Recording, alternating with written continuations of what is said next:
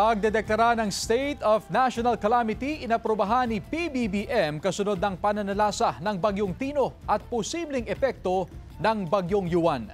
Tutukan sa report ni CJ Torida. Isinailalim na sa State of National Calamity ang buong bansa kasunod ng pananalasa ng Bagyong Tino at ang inaasahang pagtama ng Bagyong Uwan sa Hilaga at Gitnang Luzon ngayong weekend. Ito ang naging rekomendasyon ng National Disaster Risk Reduction and Management Council o NDRRMC sa situation briefing na pinangunahan ni Pangulong Bongbong Marcos kaninang umaga.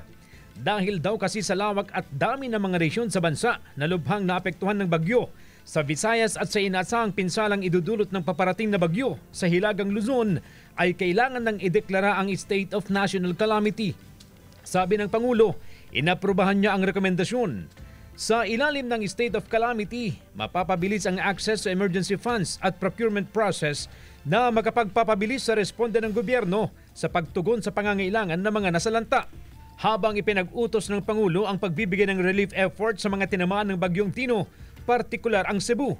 Pinaghahanda rin niya ang mga ahensya para sa Bagyong Uwan na inaasahang tatama sa lalawigan ng Cagayan pero apektado rin ang Hilaga at Gitnang Luzon. Pero hindi raw iiwan ang Cebu na kung saan marami ang nawala ng tirahan at may napakataas na death toll.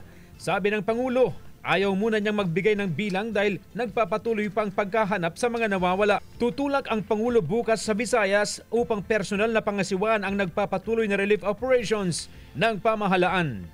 CJ Torida, One North, Central Luzon.